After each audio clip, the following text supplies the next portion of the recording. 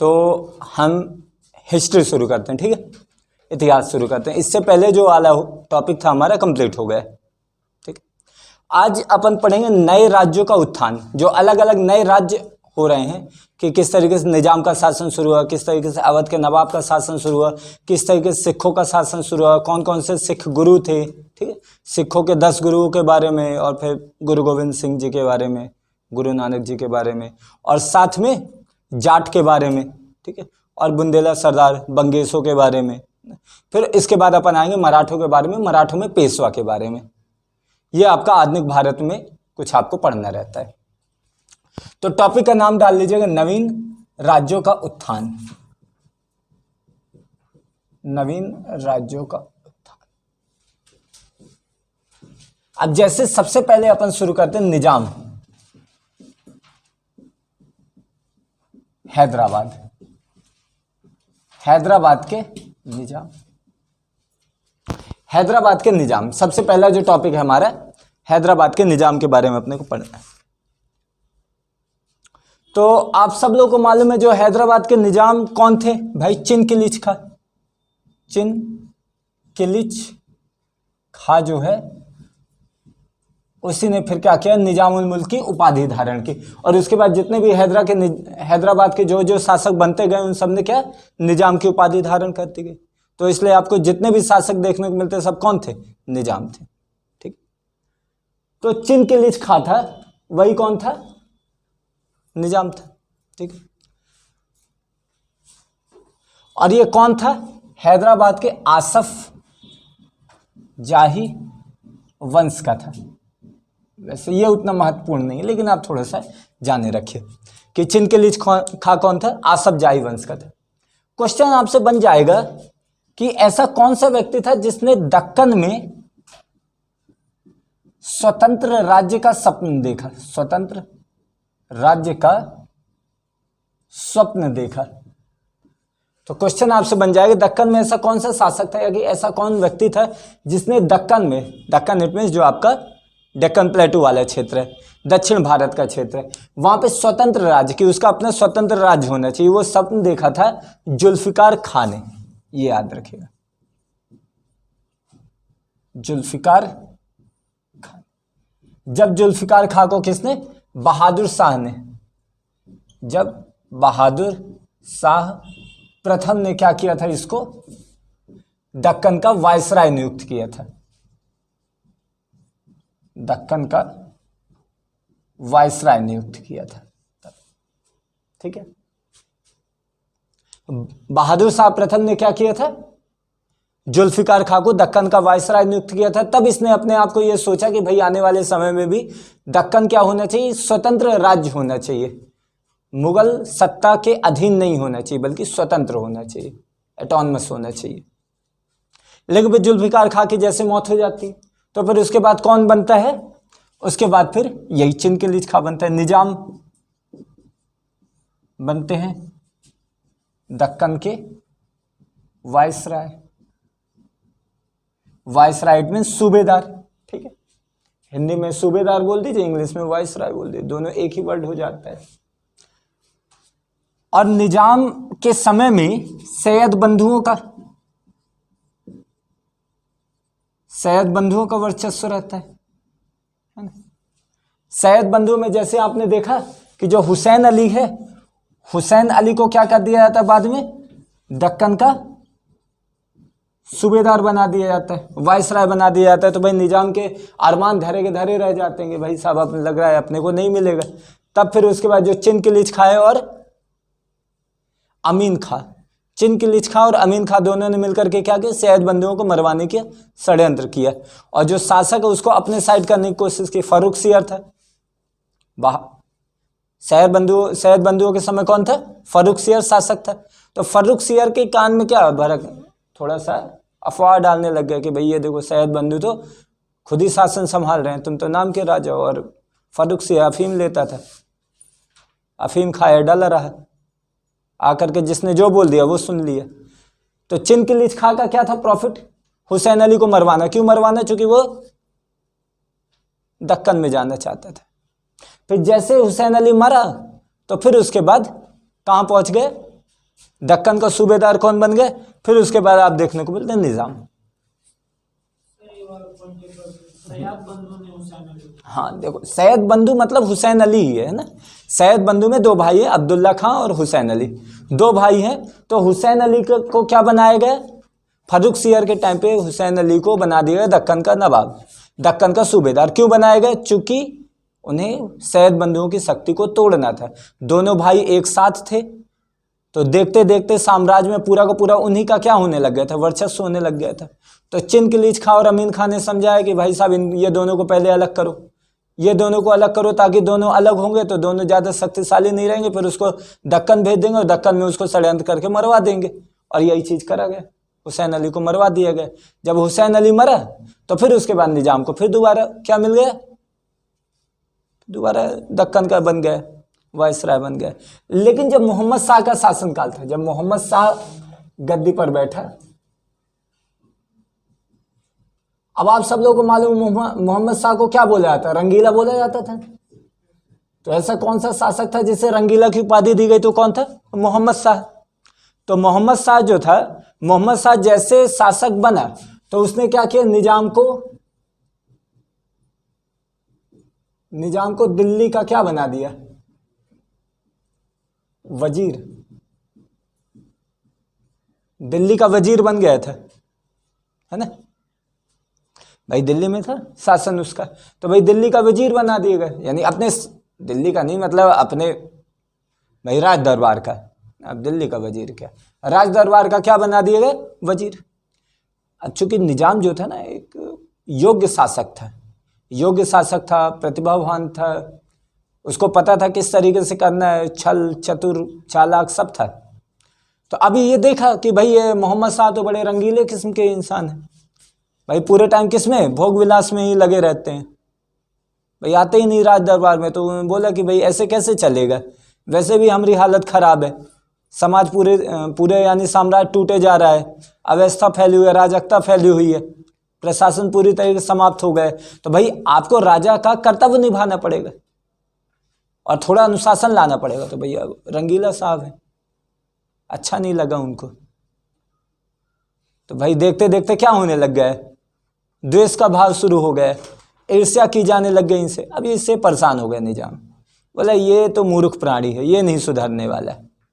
तो बोला क्या किया जाए? तो बोला चलो हटो, चलते हैं वापस। कहाँ चल दिया? शिकार खेलने के बहाने निजाम वापस चल दिया कि वो चाहते हैं दक्कन ही।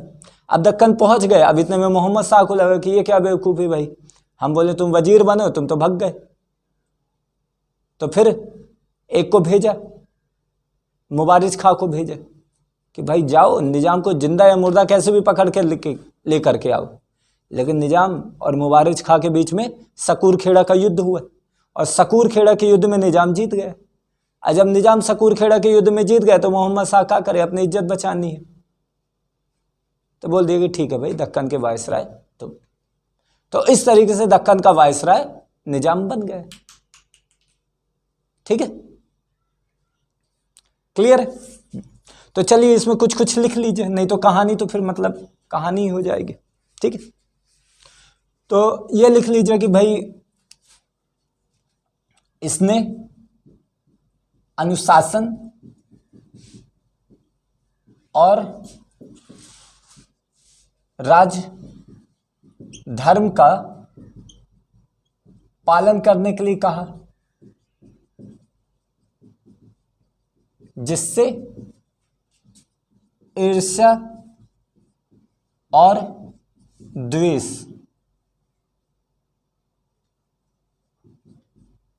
कैसा लिखते हैं? द्वेष, हटाओ द्वेष, है ना, ऐसा लिखते हैं शायद, द्वेष ऐसा भी नहीं लिखते, जैसा लिखते हैं ना, हाँ ऐसा, ये ज्यादा बेहतर है वो उससे। ईर्ष्या और द्वेष का भाव आ गया, जिससे परेशान होकर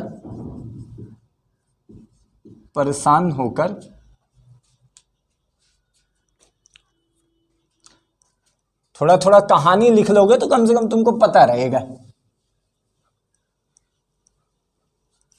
परेशान होकर 1723 में, डेट याद रखिएगा, 1723 में शिकार के बहाने दक्कन आ गए। अब जब शिकार के बहाने दक्कन आ गए तो क्या हुआ भाई साहब, इससे मोहम्मद शाह नाराज हुआ और उसने मुबारिज खां, इसका नाम याद रखें, मुबारिज खां को भेजा, आज्ञा दी कि भाई जिंदा हो या मुर्दा कैसे भी करके अपने को निजाम को पकड़ के लेकर के आना है, बहुत हो गया इसका। तो भाई मुबारिज खां के साथ सकूर खेड़ा का युद्ध हुआ, सकूर खेड़ा का युद्ध हुआ 1724 में, जिसमें निजाम की जीत हुई और निजाम को दक्कन का वायसराय बना दिया गया। तो इस तरीके से दक्कन राज्य की नींव पड़ी। ठीक है, इस प्रकार से दक्कन राज्य की नींव पड़ रही है। कहानी को समझिए, एक बार फिर देख लीजिए अगर नहीं क्लियर हो रहा है तो। भाई देखो, मोहम्मद शाह, क्या बोला गया, मोहम्मद शाह रंगीला किस्म के इंसान है, बहुत ज़्यादा कैसे हैं भाई, बहुत ज़्यादा अपने भोग विलास में लगे रह रहे हैं और ये वजीर को समझ में नहीं आ रहा है, क्योंकि निजाम क्या है, एक योग्य व्यक्ति है, चाह रहा है फिर से शासन वैसे ही हो जाए, सब अच्छे से चल जाए। तो भाई उसने बोला कि भाई अनुशासन और राजधर्म का पालन करो। इससे सब लोग क्या हुए, दुखी हुए, ईर्ष्या का भाव आया। तो भाई इससे वो परेशान होकर के क्या कर दिया, निकल पड़ा वहाँ से। 1723 में शिकार खेलने के बहाने निकला और दक्कन पहुँच गए। और ये चीज़ मोहम्मद शाह को पसंद नहीं आई, तो उसने किसको भेजा, मुबारिज खां को भेजा कि भैया जिंदा या मुर्दा कैसे भी पकड़ करके लेकर के आओ। तो दोनों के बीच में 1724 में सकूर खेड़ा का युद्ध हुआ और सकूर खेड़ा के युद्ध में निजाम जीत गए। और फिर जब निजाम जीत गए तो मोहम्मद शाह ने बोला कि भाई साहब अब अपनी इज्जत बचानी है तो चलो कर दो, बना दो निजाम। तो बन गए निजाम। तो इस तरीके से हैदराबाद राज्य की नींव पड़ती है। ठीक है, क्लियर है।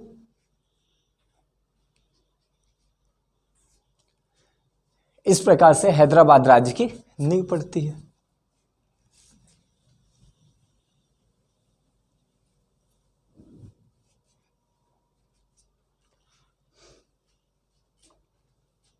क्लियर।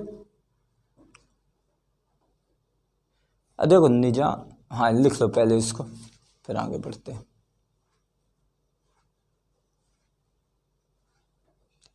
अब निजाम को ना मराठों का भी सामना करना पड़ा था, मराठों से हारा था निजाम। निजाम का शासक था बाजीराव प्रथम से हारा था। बाजीराव प्रथम, वही जो रणवीर सिंह वाली मूवी है ना, बाजीराव मस्तानी वाली, वो बाजीराव प्रथम, तो उससे हारा था निजाम। तो मराठों से भी क्या हुआ था, उसको थोड़ा सा चुनौती हुई थी। फिर जब करनाल का युद्ध होता है तो क्या होता है, करनाल के युद्ध में निजाम क्या करता है, साथ देता है ना। करनाल के युद्ध में किसका साथ दिया, शासक का साथ दिया, मोहम्मद शाह का। लेकिन भाई साहब क्या हुआ, कुछ काम नहीं। निजामुल मुल्क तो कैसे निकले, दगाबाज निकले थे। पहुंच गए थे, कितने की पेशकश लेकर के गए थे, 25 लाख की पेशकश। शुरू में 25 लाख की पेशकश लेकर के गए थे।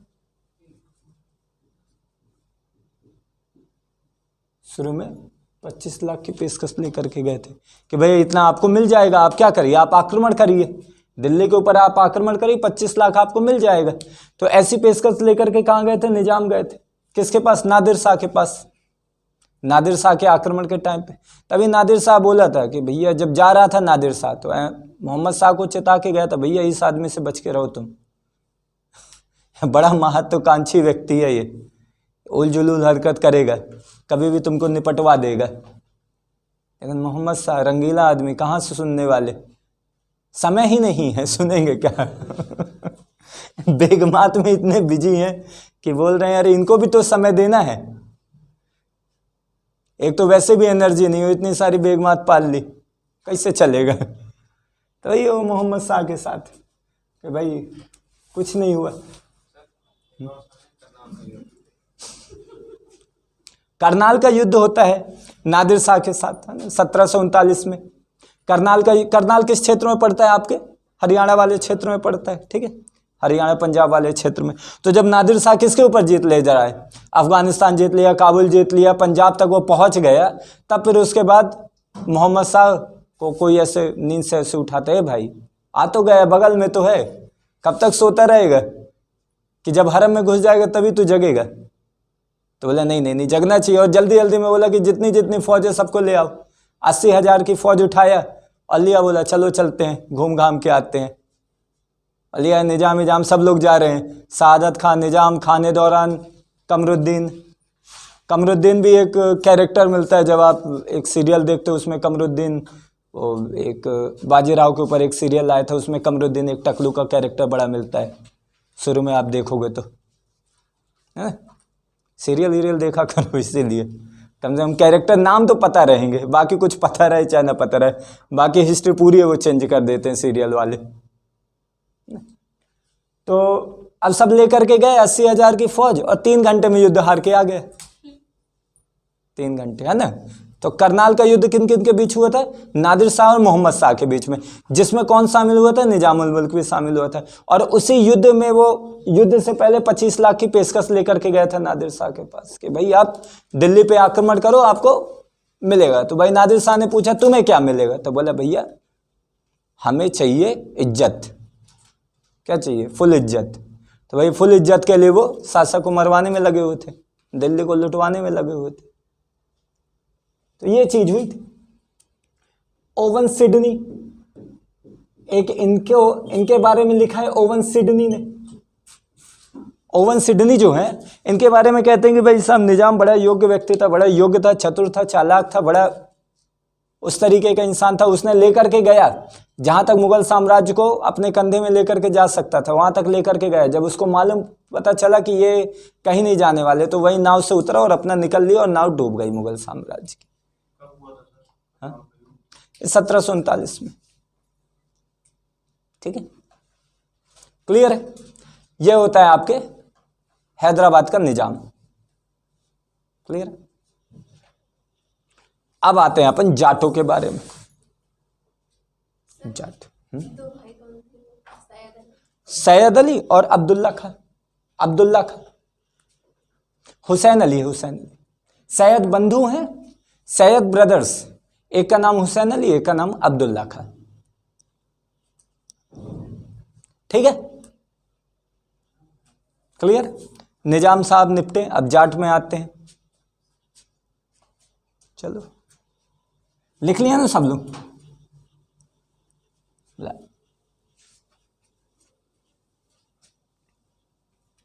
अब इसके बाद अपन आते हैं जाट। जाट कहां पे पाए जाते हैं भाई? कहां पाए जाते हैं? हरियाणा पंजाब वाला क्षेत्र, है ना? हरियाणा पंजाब, यहां तक कि आगरा मथुरा सब क्षेत्र में पाए जा रहे हैं। चलिए, जाट में याद रखिएगा 1669 में, 1669 में सबसे पहले गोकुल ने, जाट में कौन सा व्यक्ति था? गोकुल ने क्या किया था? औरंगजेब की जो संकीर्ण नीति थी उसके खिलाफ विद्रोह किया था। यानी औरंगजेब की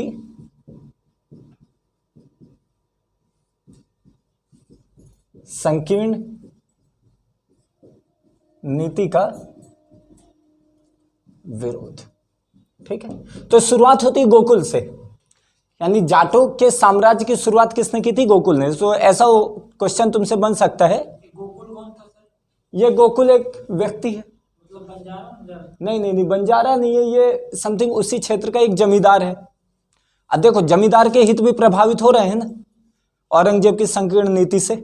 तो एक जमींदार था जो इस क्षेत्र में रह रहा था, तो भाई उसने औरंगजेब की संकीर्ण नीति के खिलाफ क्या कर दिया? विद्रोह कर दिया। फिर उसके बाद जो मेन आता है वो आता है चूड़ामन।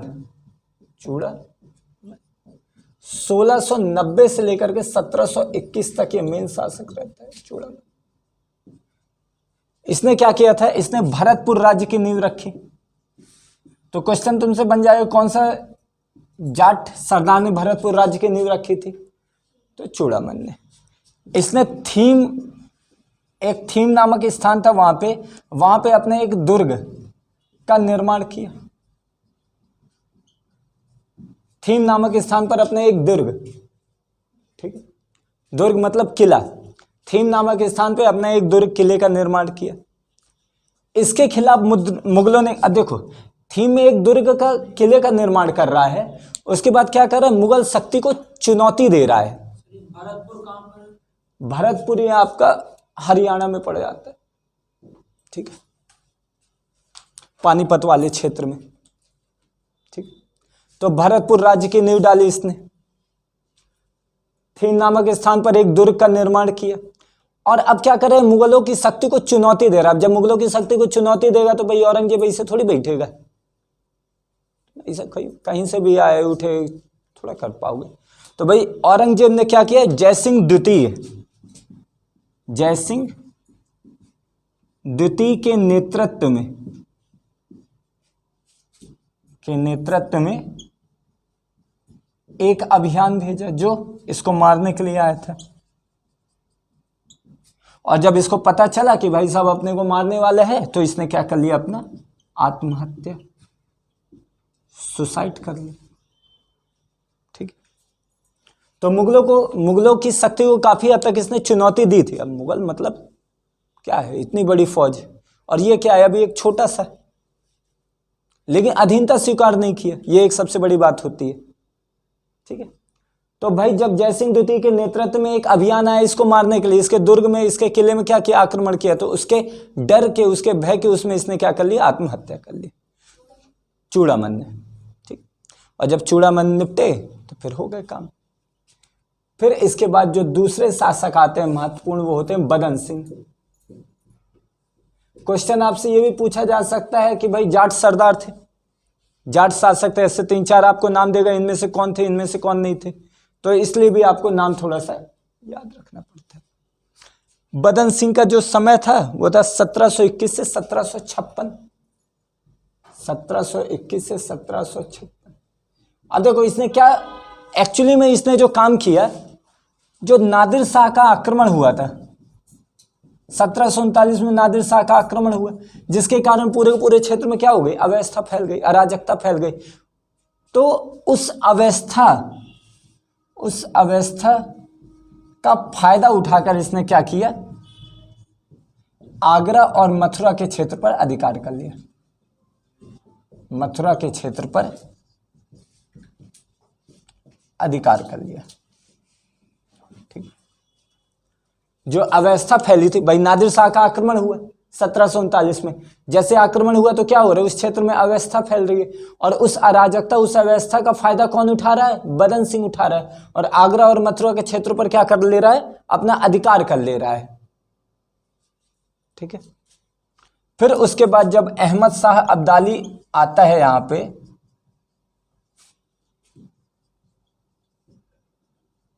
अहमद शाह के शासनकाल में आता है अहमद शाह अब्दाली, तो इसे राजा की उपाधि देता है, राजा की पदवी। तो क्वेश्चन तुमसे ये बन सकता है, इनमें से कौन सा जाट सरदार है जिसे राजा की उपाधि मिली, ठीक है। तो राजा की उपाधि मिलने वाला कौन सा है, बदन सिंह। फिर इसने नाम के आगे क्या लगा लिया, अपने नाम के आगे महेंद्र लगा लिया, महेंद्र बाहुबली बन गए, ठीक है। तो इसने अपने नाम के आगे क्या लगा लिया, महेंद्र, तो ये फिर क्या हो गए, राजा महेंद्र हो गए। बदन सिंह से नाम इनका अपना राजा महेंद्र कर लिए, ठीक है। तो बदन सिंह हो गए, बदन सिंह बोरिया। इसके बाद अपन आ जाते हैं सूरजमल। सूरजमल आपके 1756 से 1763 तक, देखो इन्हें जाटों का अफलातून कहा जाता है, जाटों का अफलातून। अफलातून मतलब जो हर एक कार्य कर सकता है, बोलते हैं ना अफलातून है भाई, सब काम ये कर सकता है, कोई दिक्कत नहीं इसको। तो क्वेश्चन बन जाएगा ऐसा कौन सा जाट सरदार था, जाट शासक था जो जाटों का अफलातून कहा जाता था, तो कौन थे, सूरजमल थे, ठीक। अब ये पानीपत के तीसरे युद्ध में ये शामिल होना चाहते थे, पानीपत के 3rd युद्ध में ये शामिल हो रहे थे, लेकिन क्या हो गया, इनका सदाशिवराव भाव से मतभेद हो गए, भाव से मतभेद। और जब मतभेद होने के कारण क्या हुआ, इन्होंने अपने आप को युद्ध से अलग कर लिया। बिल्कुल एंड टाइम पे इन्होंने अलग किया था। सूरजमल पानीपत के तीसरे युद्ध में शामिल होने के लिए तैयार हो गए थे, शुजाउद्दौला भी तैयार हो गए थे, दोनों तैयार हो गए थे। और अगर ये दोनों की शक्ति मिल जाती तो हो सकता था कि मराठे ना भी हारते, क्योंकि मराठों को रसद भी मिल जाती। क्योंकि मराठे जिस क्षेत्र में पहुंच गए थे उन्हें सबसे ज्यादा किसकी जरूरत थी? खाने की जरूरत थी। ऐसा कहा जाता है कि मराठों के जो सैनिक थे उनका यह कहना था कि भाई कम से कम हमें खाना पीना तो दे दो, हम सम्मान से लड़ करके मर तो सके, हम तो भूख से ही मरे जा रहे हैं, लड़के कहाँ मरेंगे। यहां से जब पानीपत के तीसरे युद्ध में लेकर के जा रहे हैं सदाशिवराव भाव, तो वही है कि जब युद्ध से अलग हुए तो फिर दिक्कत हो गए। और भाई इनके बाद फिर जाट साम्राज्य समाप्त, कुछ खास नहीं बचता है। एक आखिरी जो जाट शासक रहते हैं 1805 में रणधीर सिंह, रणधीर सिंह, इन्होंने क्या कर लिया? अंग्रेजों की अधीनता स्वीकार कर ली। केवल इतना नाम याद रखें, अंग्रेजों की अधीनता स्वीकार कर ली। तो ये आ जाएगा ऐसा कौन सा शासक था जिसने अंग्रेजों की अधीनता स्वीकार की थी? तो वो था रणधीर सिंह। तो ऐसे 3-4 ऑब्जेक्टिव टाइप के क्वेश्चन इसमें बन सकते हैं, ठीक है। अब अपन आते हैं सिख में। सिख आप लोग यहां पे पूरा कवर कर लीजिए ताकि सिख वाला आपको आगे न पढ़ना पड़े। तो भाई सिखों के सबसे पहले कौन थे? गुरु नानक। ठीक, तो सिख डालिए टॉपिक, गुरु नानक जी 1469 से 1539 तक।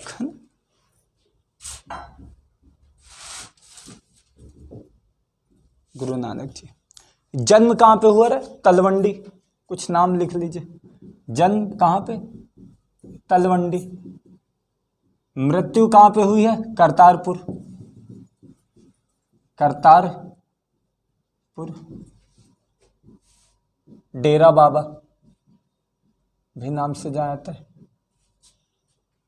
जन्म हुआ है तलवंडी में और मृत्यु हुई है करतारपुर में। करतारपुर साहिब कॉरिडोर के नाम से आप लोग जानते भी होंगे अगर न्यूज़ फॉलो करते हैं, ठीक है। ये किसके समकालीन थे? तो ये इब्राहिम लोदी। ये कभी कभार क्वेश्चन आ जाता है कि ये किसके समकालीन थे? तो ये इब्राहिम लोदी के समकालीन थे, मतलब उन्हीं के समय में थे, ठीक है। तो इब्राहिम लोदी जब शासन कर रहा था तब ये थे। इसके अलावा इन्होंने क्या किया था? इन्होंने नानक पंथ शुरू किया था। तो नानक पंथ के ये बिल्कुल नॉर्मल हो जाते, इसमें कुछ नहीं। इन्हें एक उपाधि मिली थी हजरत रब्बुल मुजीद, मजीज, ये इनकी उपाधि है। तो ऐसे कभी कभार क्वेश्चन बन जाता है कि हजरत रब्बुल मजीज किसे ये उपाधि दी गई थी? तो याद रखिए गुरु नानक साहब के, हजरत रब्बुल मजीज। इनका एक शिष्य रहता है लहना, ना, इनका एक शिष्य है लहना। बाद में यही इनका उत्तराधिकारी बनता है और गुरु अंगद के नाम से प्रसिद्ध होता है। मतलब रबाब बजाया करते थे। अगर आप गुरु नानक जी को देखते हो तो गुरु नानक जी क्या करते थे? गाते थे, और ये उनके साथ रहते थे लहना, वो रबाब बजाया करते थे। और दोनों क्या करते थे? पूरे के पूरे दुनिया में भ्रमण इन्होंने किया है, ठीक है। लहना गुरु अंगद है। तो आप देखते हो कि इतिहास में जो भी एक व्यक्ति, अगर कोई व्यक्ति किसी भी कुछ भी ज्ञान का अनुभव हुआ है, वो अपने ज्ञान को लेकर के क्या है? पूरी दुनिया में घूमा है, चाहे वो कोई भी हो, चाहे कैसा भी साधु संत फकीर है ना, कोई भी हो। तो एक अच्छी चीज ये थी। भाई गुरु नानक जी के बारे में तो जितना बात करो उतना ही कम हो जाता है। देखो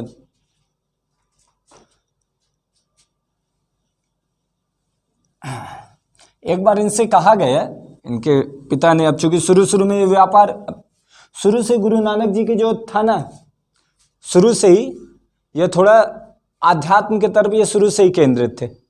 यानी पढ़ाई लिखाई में भी जब इनको ये मैथ है सिखाई जाती तो इनको पल्ले नहीं पड़ती थी और बोलते थे इसका प्रयोग ही क्या है जीवन में, इसका कुछ भी प्रयोग नहीं है।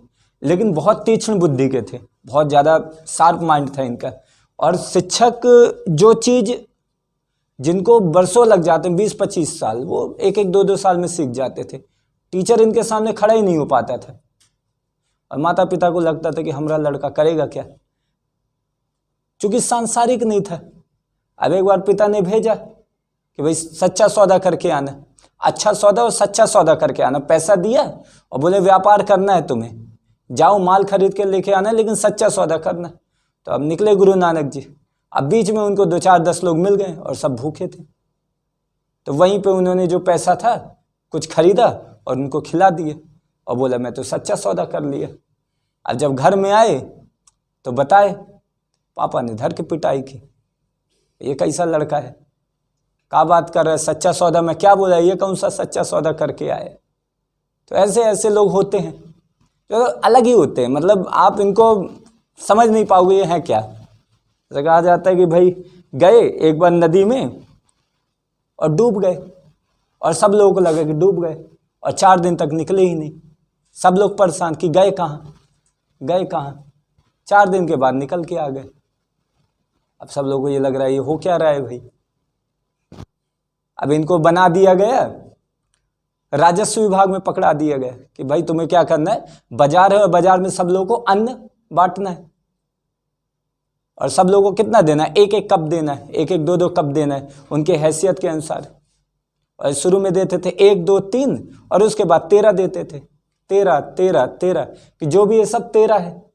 और 13 13 13 13 देते देते अब पूरे के पूरे उसमें अफवाह फैल गई कि भाई नानक तो बहुत ज़्यादा बांट रहा है। अब शासक के बात तक पहुंची कि भाई ये क्या है, तो बोले कि भाई आप हिसाब करवा लो, हिसाब हुआ तो हिसाब सही। और नानक जी सबको 13 13 करके बांट रहे हैं, जिनको 1 देना है उनको भी 13, जिनको 2 देना है उनको भी 13, 3 देना है उनको भी 13, सबको 13 दे रहे हैं। तो सबको 13 के उसमें ये देखते थे कि जो है सब 13 है, मेरा कुछ भी नहीं है, तो जो मेरे पास है वो तू लेके जा, 13 13 13 करके। और वो 13 और 13 डालते ही जाते थे, 14 बोलते भी नहीं थे। जब तक तुम्हारी झोली नहीं भरेगी तब तक वो 13 बोल करके आगे, 13 से 14 नहीं जाती थी। तो ये हिसाब किताब रहेगा तरफ, पता नहीं क्या है भाई। अब हैं भाई कुछ कुछ लोग ऐसे होते हैं जिनके बारे में अपन नहीं बोल सकते, अभी अलग ही। अब तो गुरु नानक जी तो भाई भगवान की उपाधि ही मिली है ना। तो आध्यात्मिक व्यक्ति हैं, बहुत बड़े जाने माने गुरु नानक जी। तो गुरु नानक जी के बारे में अब पेपर के अकॉर्डिंग तो अब बहुत सारी बातें अपन नहीं कर सकते ना, आपके पेपर के लिए इतने पॉइंट ठीक है। और बहुत सारी बातें फिर तो मतलब आप अकेले में कभी मेरे साथ बैठिए तो फिर मैं बात करूं गुरु नानक जी के बारे में अगर उतना आपके पास समय हो तो, क्योंकि मैं तो बात किया करता हूं। गुरु अंगद, देखो गुरु अंगद के बारे में केवल एक ही चीज है कि इन्हें गुरुमुखी लिपि, गुरुमुखी लिपि का इन्होंने आविष्कार किया था। ठीक है, केवल इतनी बात याद रख लीजिए, सन मत याद रखिए, सत्य को अपना दिमाग खपाएंगे कोई मतलब नहीं, सन पूछेगा भी नहीं। केवल इतना याद रखिए गुरुमुखी लिपि का आविष्कारक कौन था, गुरु अंगद। ठीक है, केवल इतना ही पॉइंट इनके में महत्वपूर्ण रहता है। फिर इसके बाद आते हैं अमरदास।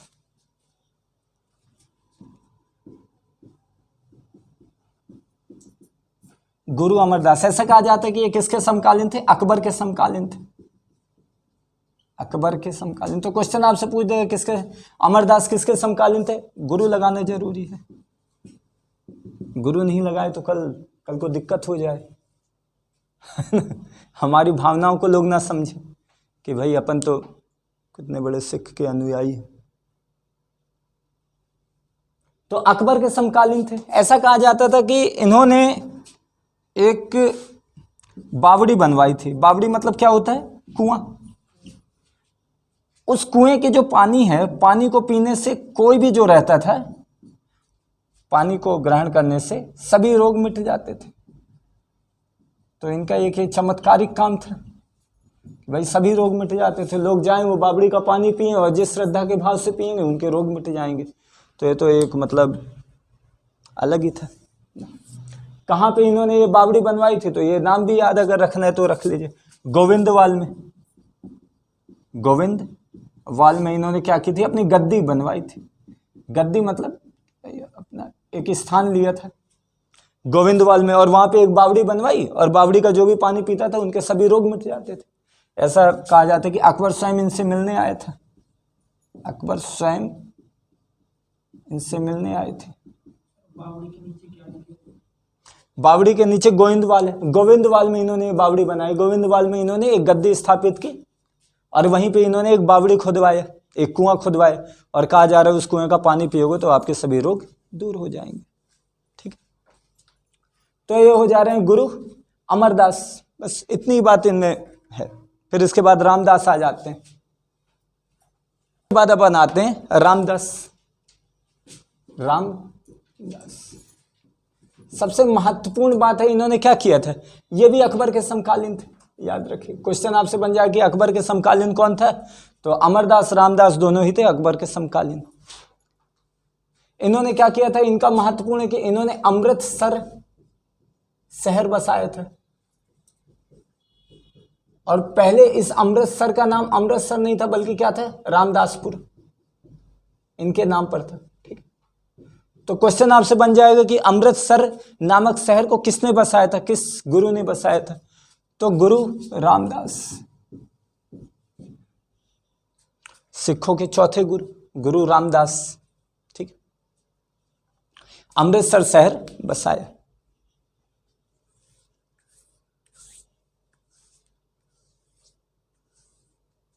और फिर ऐसा कहा जाता था कि ये चंदा इकट्ठा करने के लिए अपने अनुयायियों के पास जाते थे, और इनके अनुयायी जिसको भेजते थे उसे रामदासी कहा जाता था। लेकिन ये महत्वपूर्ण नहीं है ना।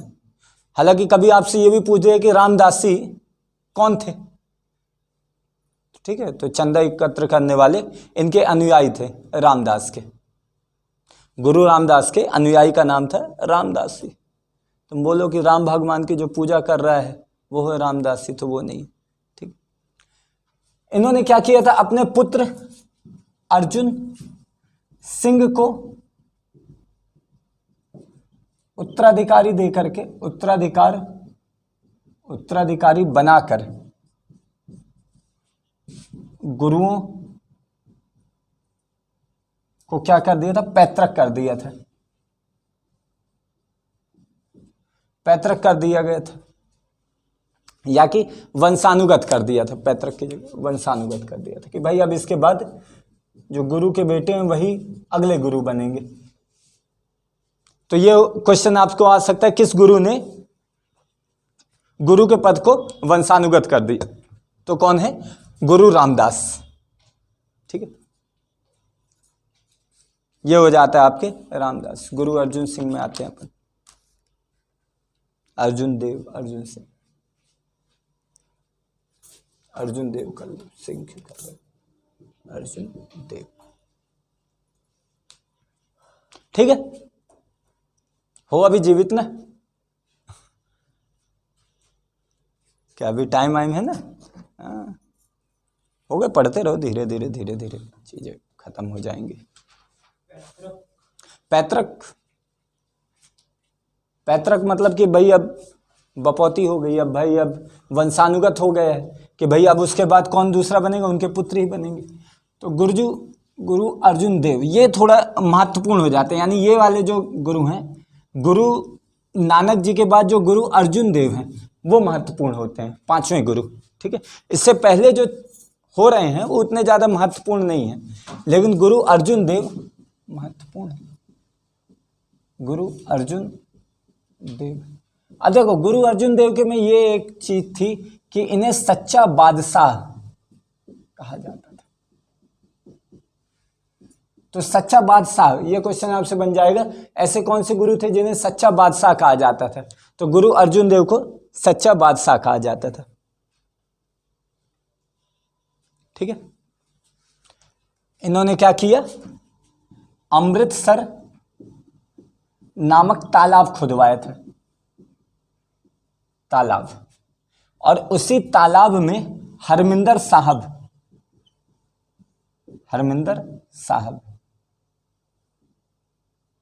या कि साहिब बनवाया। और इसी हरमिंदर साहब को क्या कहा था, स्वर्ण मंदिर, गोल्डन टेम्पल। तो ये क्वेश्चन आपसे पूछा जा सकता है कि हरमिंदर साहब गोल्डन टेम्पल को किसने बनवाया था, ठीक है। तो किसने बनवाया था, गुरु अर्जुन देव ने बनवाया था, ठीक है। और इसकी ये जो हरमिंदर साहब है, इनकी आधारशिला किसने रखी थी, तो ये भी एक महत्वपूर्ण क्वेश्चन बनता है। कादरी संप्रदाय के मियां मीर ने, कादरी संप्रदाय के थे मियां मीर ने क्या किया था, इन्होंने इसकी आधारशिला, मतलब कहते हैं कि पहला जो पत्थर रखने का काम है किसने किया है, मियां मीर। मतलब अब देख लो कैसे, यानी हिंदू और मुस्लिम में या कि सिखों और मुस्लिमों में किस तरीके से आपको एकता देखने को मिल रही है कि स्वर्ण मंदिर का निर्माण करवाया जा रहा है और उसमें मियां मीर कादरी संप्रदाय के। ये क्वेश्चन बन जाए किस संप्रदाय के थे, तो कादरी संप्रदाय के थे। जब अपन बात करेंगे तब देखेंगे कौन कौन से संप्रदाय के, चिश्ती संप्रदाय के, कादरी संप्रदाय के, अलग अलग संप्रदाय के, सब अपन को देखने को मिलेंगे। हाँ, मियां मीर सन्यासी हैं, मतलब फकीर हैं, पीर बोलते हैं ना, मुस्लिमों में पीर होते हैं ना, सन्यासी होते हैं, मुस्लिमों के ज्ञानी होते हैं, आध्यात्मिक उनको बोला जाता है। आध्यात्मिक गुरु की तुलना उनसे की जाती है। जो भगवान, जो अपने अल्लाह के उसमें बिल्कुल खोए रहते हैं, बोलते हैं ना एक, साकी तू जाम पिला दे, कहते हैं फकीर लोग गाया करते हैं, साकी तू जाम पिला दे, मतलब ऐसा कुछ जाम पिला दे कि हम हमेशा तेरे ही ख्यालों में खोए रहें। सस्ता नशा नहीं, महंगा नशा करना है, लेकिन ऐसा नशा करना है जो कभी ना उतरे। मतलब ऐसा नहीं कि आज रात को पिए और नाली में डलें और कल सुबेरे पानी मार के किसी ने उठा दिया और फिर पूछ रहे हैं क्या किया था हमने कल तुमको 4 लात किसी ने मारा था, तुम नाली का पानी पी लिए थे, गटर में इतना तक घुसे थे, डुबकी मार रहे थे और बोल रहे थे तो गंगा है, छोटी गंगा, और फिर पब्लिक ने तुम्हें धर के कूटा था और तुम्हें लग रहा था कि इतना ज़्यादा आनंद किस लिए आ रहा है। तो वो वाला नशा नहीं, ये बड़े नशे की बात हो रही है। तो भाई ये सब है आपके में। तो ये क्वेश्चन आपसे बन सकता है कि भाई किस संप्रदाय के थे मियां मीर, तो कादरी संप्रदाय के थे। अब क्या हुआ भाई, हाँ जाना है, लोटा वोटा ले करके बैठा करो, बाल्टी भी ले आया करो, यहीं पीछे जाओ, हल्के हो और फिर फेंको। अच्छा घर जाना है, हो गया, थोड़ा रुक लो फिर चलते हैं ना। हाँ, इन्होंने क्या किया था, इन्होंने आध्यात्मिक अनिवार्य कर लगाया, ठीक है। आध्यात्मिक अनिवार्य कर लगाया कि हर एक सिखों को अपनी आय का 1/10 भाग गुरुओं को अर्पित करना पड़ेगा। भाई साहब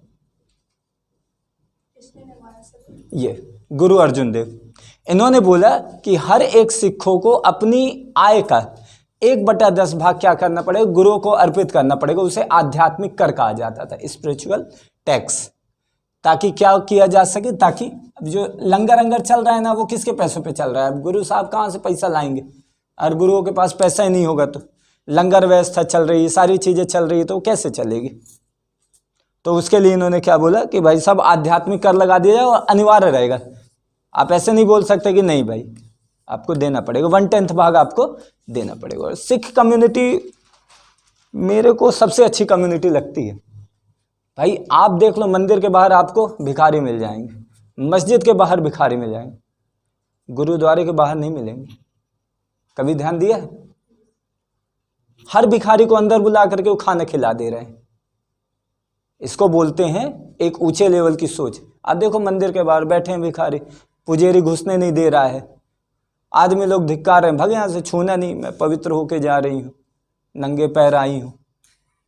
तुम कहाँ और मैं कहाँ, दोनों की क्वालिटी देख, मेरे कपड़े 5,000 के, तू अपना देख कितने का है, कितने साल पहले का है। ये सब तो क्या है, भेदभाव दिख रहा है, सिखों में नहीं है। सिख कम्युनिटी इसीलिए एक ऐसी कम्युनिटी बनी है जो बहुत कम होने के बावजूद, जिसने कभी अपना माइनॉरिटी का स्टेटस नहीं लिया।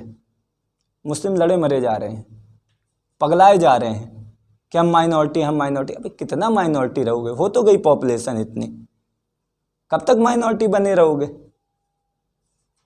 सिख हित्तू से हैं पॉपुलेशन के मामले में, लेकिन पूरे पूरे देश में फैले हुए हैं। देखो हर एक ऊंचे विभाग में आपको सिख मिल जाएगा, हर एक जगह आपको सिख मिल जाएगा। क्यों ये कम्युनिटी इतना बढ़ गई? ये कम्युनिटी की आइडियोलॉजी ऐसी है कि बढ़ गई कि कभी भी अपने आप को छोटा नहीं मानना है, कभी भी किसी को छोटा नहीं मानना है, और हमेशा अपना काम करना है, अपने अधिकारों के लिए लड़ना है, संघर्ष करना है। यही इस कम्युनिटी का बड़प्पन है। ट्रक ले लिए, कुछ नहीं है, होटल खोल लिए, कुछ भी कर रहे हैं भाई, पूरा का पूरा बिजनेस भरा पड़ा है इनके उसमें। देखो आप सिख कम्युनिटी कभी नहीं बोले कि माइनॉरिटी चाहिए हमें, हमें आप ये दे दो, रिजर्वेशन दे दो, कुछ नहीं बोलते। गुरु नानक जी के पहले सिखों का जो अस्तित्व हो गया था, नहीं था, सिखों का अस्तित्व नहीं था, खत्री संप्रदाय था। जो गुरु नानक जी थे खत्री थे। खत्री तुम लोग सुनते हो ना, सिंगों में खत्री होते हैं। तो गुरु नानक जी एक पहले व्यक्ति हैं जो एक आध्यात्मिक व्यक्ति बने, जिनके पीछे पीछे पूरा का पूरा संप्रदाय चल दिया, जो उनके अनुयायी थे। जैसे बौद्ध में भाई सिद्धार्थ से पहले कौन था बौद्ध? कोई नहीं था, या कि रहे भी होंगे तो ऐसा कहा जाता कि पहले इतने बौद्ध आए, अब उसके बारे में ऐतिहासिकता तो नहीं है ना। तो सिख संप्रदाय कैसा संप्रदाय जो हिंदू धर्म से ही निकला है, जो एक तरीके से शुरू में आध्यात्मिक ज्ञान देने के लिए उभरा था, फिर बाद में अत्याचार और शोषण को रोकने के लिए फिर उन्होंने लड़ाकू प्रवृत्ति अपनाई। तो गुरु नानक जी आध्यात्मिक गुरु, तो गुरु गोविंद सिंह लड़ाकू, दोनों अलग ही लेवल के। ठीक, तो इससे पहले ऐसा कुछ नहीं था। बताए ना, गुरु नानक जी के पिता दे रहे हैं तमातम झापड़, कैसा लड़का है तू, तेरे को तो कुछ मालूम ही नहीं, क्या कैसे चलाएगा तू, कैसे अपने बीवी बच्चों को पालेगा। बोल रहे हैं पल जाएंगी, बीवी भी पल गई, बच्चे भी खुश, ठीक है। तो आध्यात्मिक अनिवार्य कर। अब इन्होंने क्या किया था, इन्होंने आदि ग्रंथ की रचना की थी। क्वेश्चन आपसे बनेगा ऐसे कौन से गुरु थे जिन्होंने आदि ग्रंथ की रचना की? तो जो आदि ग्रंथ है गुरुओं का पवित्र ग्रंथ, उसे क्या कहा जाता है? आदि ग्रंथ। तो इन्होंने आदि ग्रंथ की रचना की थी। क्वेश्चन आपसे पूछेगा कि भाई आदि ग्रंथ की रचना किस गुरु ने की थी? तो गुरु अर्जुन देव। और कब की थी? 1604 में। ये डेट अगर याद करना है तो ये डेट रख लो। 1604 में आदि ग्रंथ की रचना की थी।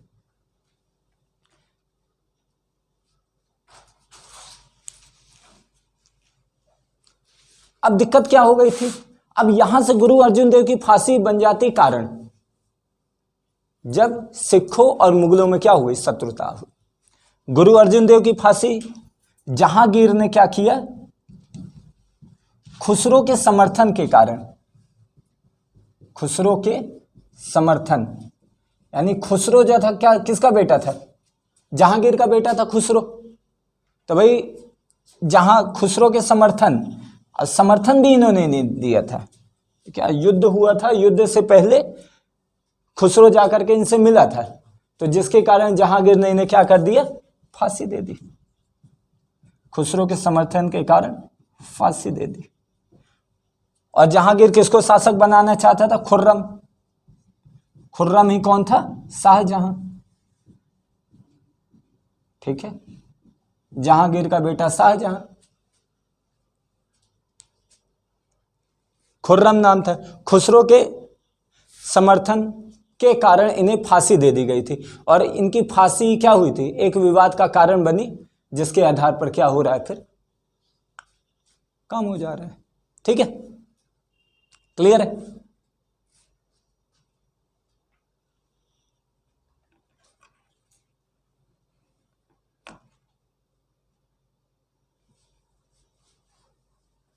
अब चलिए इसके बाद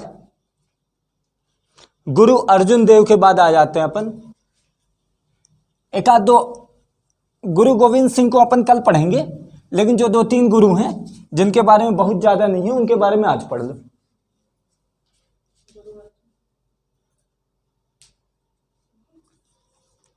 इसके बाद गुरु हरगोविंद, गुरु हरगोविंद इन्होंने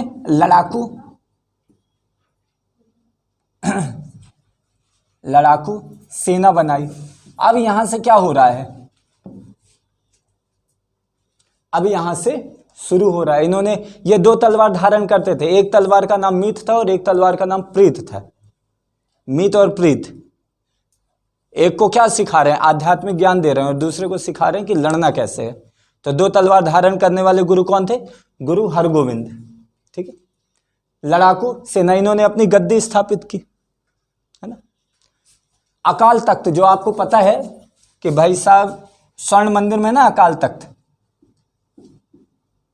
तो अकाल तख्त 12 फुट का इन्होंने बनवाया था। 2 तलवारें, एक मीत और एक प्रीत, 2 तलवार धारण करने वाले यह गुरु थे, गुरु हरगोविंद। लड़ाकू प्रवृत्ति के, पूरे लड़ाकू सेना बना दी तुरंत, जैसे फांसी हुई उनको। सिख इसके बाद क्या हो गए, लड़ाकू हो गए कि भाई अब अपने संप्रदाय और अपने लोगों की रक्षा करनी पड़ेगी, नहीं तो इसके बाद क्या होगा, शासक कैसा हो गया, दुराचारी हो गए। शासक अपने अहंकार के चूर में गुरु को फांसी दिलवा रहा है, तो उसको लेकर के फिर क्या हुआ, बोला गया कि भाई अब यहां से अपने, हाँ अकाल तख्त। अकाल तख्त क्या है, देखो अकाल तख्त मतलब होता है कि एक तख्त है, एक सिंहासन है, और सिंहासन को बोला गया अकाल तख्त। अकाल तख्त मतलब कि ये बहुत अकाल से, यानी इसका कोई काल नहीं, इसका कोई समय नहीं, गुरुओं का कोई समय नहीं है, काल जिसको काल के पीछे नहीं है वो, ठीक है, अकाल। तो अकाल तख्त बनाया और 12 फुट किया गया, किसके तहत, कि भैया जो मुगल शासक का जो तख्त है उससे ऊंचा रहे, ताकि ये बताने के लिए कि भाई मुगल जो है आप हमसे नीचे हो, हम आपसे ऊंचे हैं। गुरु की गद्दी मुगल शासक से ऊंची होनी चाहिए, तो इसलिए उन्होंने 12 फुट का क्या किया, अपना अकाल तख्त बनवाया स्वर्ण मंदिर में।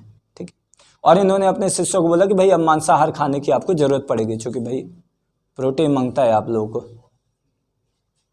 स्वर्ण मंदिर, गोल्डन टेम्पल के अंदर अकाल तख्त। ठीक है, क्लियर है। तो गुरु हरगोविंद, इसके अलावा एक और नाम लिख लीजिए, 1-2 और कर लेते हैं। हर राय कर लीजिए, गुरु हर राय,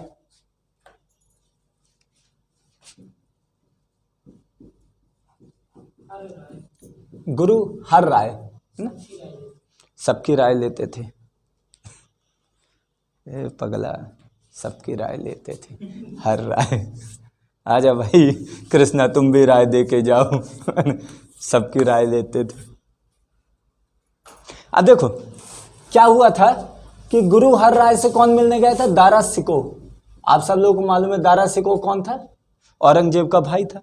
ठीक है, तो औरंगजेब का बड़ा योग्य व्यक्ति था दारा सिको। ऐसा कहा जाता है अगर जो दारा सिको शासक बनता है तो शायद कुछ और छवि होती, है ना। हिंदू मुस्लिम एकता, उपनिषद का ज्ञान, और बहुत अलग लेवल का ज्ञानी था दारा सिको। लेकिन योद्धा कौन बड़ा था, औरंगजेब। दिक्कत क्या है कि ये ज्ञान ही लेते रहे, भाई आगे भी तो बढ़ना था। तो दारा सिको किन से मिलने गया था, गुरु हर राय से मिलने गया था। तो जैसे गुरु हर राय से मिलने गया तो भाई औरंगजेब बुलवा लिए हर राय साहब को कि आओ भाई हमसे मिलो, कैसे तुम मिल रहे हो इनसे। तो हर राय बोले कि भाई हम तो नहीं मिलेंगे, क्योंकि हम तो गुरु हैं। अपने बेटे को भेज दिया, और जो इनका बेटा था राम राय, गुरु हर राय के बेटे थे राम राय। अब राम राय को इन्होंने भेज दिया, ठीक है, और राम राय ने कहा किया, दरबार में कुछ चमत्कार दिखा दिया औरंगजेब को। और जब चमत्कार दिखा दिया तो औरंगजेब खुश हो गए, लेकिन इससे नाराज हो गए उनके पापा गुरु कि भाई तुम्हें चमत्कार दिखाने के लिए थोड़ी भेजा था कि तुम शासक को प्रभावित कर रहे हो, चमत्कार दिखा रहे हो। तुम्हें तो ये बोलने के लिए भेजा था कि भैया गुरु हैं हम, तुम शासक हो, तुम्हारे सामने हम सजदा नहीं करेंगे, तुम्हारे सामने चमत्कार दिखा करके तुम्हें प्रभावित नहीं करेंगे। क्योंकि सच्चा चमत्कार क्या है? गुरु तेग बहादुर ने क्या बोला था? सच्चा चमत्कार सच्चा बलिदान है। ऐसा कहा जाता है कि औरंगजेब ने क्या किया था, गुरु तेग बहादुर को इस्लाम कबूल करने के लिए बहुत ज़्यादा उनको प्रताड़ना दी थी। तो अब गुरु तेग बहादुर थे, अब सब लोग आ रहे हैं, जा रहे हैं, और पूरे के पूरे दरबार में पूरे के पूरे लोग उनके पास आ रहे हैं, अपनी अपनी चोट दिखा रहे हैं कि भैया इतना इतना हो रहा है हमारे साथ, क्या किया जाए। तो गुरु तेग बहादुर बैठे हुए हैं, वो बोल रहे हैं क्या किया जाए, आखिर क्या किया जाए। गुरु गोविंद सिंह बच्चे थे उस टाइम पे, गोद में बैठे थे। तो उन्होंने पूछा उनसे कि आखिरकार इस शोषण को कैसे रोका जा सकता है। तो गुरु तेग बहादुर ने बोला कि कोई सच्चा बलिदानी अगर अपना बलिदान दे तो इस प्रकार के शोषण को रोका जा सकता है। तो गुरु गोविंद सिंह ने बोला था कि पिताजी आप ही तो सच्चे बलिदानी हैं, आपसे ज़्यादा बलिदानी कोई दूसरा क्यों कोई हो नहीं सकता, तो आप ही क्यों नहीं बलिदान करते। तो फिर उसके बाद गुरु तेग बहादुर ने बोला कि बताओ, बच्चे ने सीख दी। और उसके बाद गुरु तेग बहादुर ने बोला कि अब यहाँ से अगर आपका शासक औरंगजेब अगर बोलता है किसी को भी इस्लाम धर्म कबूल करने के लिए, तो उनको बोलना कि अगर मेरे गुरु इस्लाम धर्म कबूल कर लेंगे तो हम भी कबूल कर लेंगे। तो फिर वहाँ से गुरु तेग बहादुर को 6 दिन तक बहुत ज़्यादा यातना दी गई कि आप किसी भी तरीके से इस्लाम धर्म कबूल कर लो, लेकिन नहीं किए। तो गुरु तेग बहादुर ने कहा था कि सच्चा चमत्कार वही है जो बलिदान मांगता है, और मेरा बलिदान ही चमत्कार है जो आने वाले मेरे लोगों को ये चीज़ बताएगा कि धर्म सभी बराबर हैं और आपको किसी भी धर्म के प्रति ये सब चीज़ नहीं करना चाहिए। ठीक। तो गुरु तेग बहादुर, तो भाई साहब ये राम राय गए, कुछ चमत्कार करके आए, और जब चमत्कार करके आए तो पप्पा नाराज हो गए, हर राय, और बोला कि नहीं, अब अगले गुरु तुम नहीं बनोगे। गुरु राम राय अगले गुरु नहीं बन रहे, बल्कि कौन बने? गुरु हरकिशन। इनके बाद जो अगले गुरु बन रहे हैं कौन है? गुरु हरकिशन, 6 साल के बच्चे। ठीक है, यानी अगले गुरु कौन है? गुरु हरकिशन। 6 वर्षीय, कुछ ज्यादा हुआ नहीं इनके शासनकाल में, इसलिए कुछ ऐसा है नहीं, बाद में इनकी मृत्यु हो गई थी। इसके बाद आते हैं गुरु तेग बहादुर। जैसे गुरु तेग बहादुर के बारे में मैंने कुछ आपको कहानी बताई दी बस, और कुछ उतना ज़्यादा महत्वपूर्ण नहीं। औरंगजेब ने इनका धर्म परिवर्तन के लिए इनको कहा। और इसके बाद आते हैं गुरु गोविंद सिंह, जो आपके एक महत्वपूर्ण गुरु है। ठीक है, तो सीरियल से आप नाम थोड़ा सा याद रखिए। मान लीजिए नाम के ही ऊपर क्वेश्चन पूछ दिया कि भाई कौन कौन गुरु थे, तो याद रखिएगा। गुरु तेग बहादुर के समय में क्या हो रहा है? यही हो रहा है कि उस समय भी युद्ध, देखो युद्ध बराबर हो रहे हैं, और गुरु क्या कर रहे हैं? लगातार युद्ध कर रहे हैं, लगातार औरंगजेब से सामना कर रहे हैं उसका। और बताया ना गुरु तेग बहादुर के टाइम पे कि इस्लाम धर्म कबूल करने के लिए उन्हें बहुत ज़्यादा फोर्स किया गया, लेकिन वो नहीं करे। ठीक है, तो यही उनकी बात है, और क्या है। फिर गुरु गोविंद सिंह महत्वपूर्ण हो जाते हैं, क्योंकि गुरु गोविंद सिंह ने बहुत सारे युद्ध भी करे। नंदोन का युद्ध, आनंदपुर का युद्ध, चकमार का युद्ध, है ना, तो वो सब चीज़ अपन पढ़ेंगे गुरु गोविंद सिंह में। तो देखो 2 गुरु महत्वपूर्ण है, गुरु नानक और गुरु गोविंद सिंह। ये 2 की जयंती मनाई जाती बहुत धूमधाम से। इसके अलावा 10 गुरु के बारे में सिख लोग बात करते हैं, अदरवाइज दूसरी कम्युनिटी तो जानती भी नहीं है कौन कौन 10 गुरु थे। हालांकि गुरु नानक और गुरु गोविंद सिंह पूरे देश में विख्यात हैं। ठीक है, तो अंतिम गुरु गुरु गोविंद सिंह के बारे में अपन कल बात करेंगे, क्योंकि भाई वो थोड़ा सा, अभी कौन है? हाँ, सिखों के गुरु, सिखों में जीवित गुरु नहीं माने जाते। सिखों में क्या माना गया है? दो समुदाय हो गए हैं सिखों के, एक निरंकारी समुदाय हो गए और एक अलंकारी समुदाय हो गए। अलंकारी नहीं, कुछ और नाम है, अभी नाम याद नहीं आ रहा है। एक जो मानते हैं जीवित गुरु में, और एक जो मानते हैं जीवित गुरु में नहीं मानते। वो किस में मानते हैं? वो गुरु ग्रंथ साहिब को गुरु मानते हैं। क्योंकि जब आप देखोगे गुरु गोविंद सिंह के समय में क्या हो रहा है? युद्ध हो रहा है, जिसमें उनके चारों पुत्र क्या हो रहे हैं? वीर गति को प्राप्त हो जा रहे हैं। इसके बाद कोई दूसरा जीवित गुरु बचता नहीं है। तो उसके बाद फिर रुको बैठो, क्लियर। और जो निरंकारी हैं वो जीवित गुरु में मानते हैं। उनके तुम देखोगे अलग अलग जगह पे होर्डिंग भी लगी रहती है, निरंकारी गुरु का सम्मेलन है, इनका वो प्रवचन है, ये है, वो सब चलता है। निरंकारी वो होते हैं ना सर जो पूरी पोशाक में रहते हैं। हाँ, पूरी पोशाक में रहते हैं, बहुत ज़्यादा दोनों में अंतर नहीं होता है ना, ठीक है। पूरी पोशाक नहीं, वो अलग होते हैं, वो जो आप जिसको बोल रहे हैं कड़ा अड़ा रहते हैं वो अलग होते हैं, उनके बारे में अपन बात करें। तो ठीक है, आज के लिए इतना ही करते हैं। गुरु गोविंद सिंह को अपन कल पढ़ते हैं, थोड़ा लंबा है, गुरु का फोन आ रहा है, ठीक है। गुरु गोविंद सिंह को अपन कल पढ़ते हैं, आज के लिए इतना ही रखते हैं। तो ठीक है भाई लोग, जो भी देख रहे हो तो भाई वही जो अपना है तकिया कलाम होता है ना, तकिया कलाम क्या है भाई, सब्सक्राइब कर दो, लाइक कर दो, कमेंट कर दो, वीडियो सब बढ़ा दो जहाँ जहाँ बढ़ा सकते हो, महाकाल की और महाकाल की कसम वाला चलो तो फिर मिलते हैं कल अगले लेक्चर के साथ, काट दो।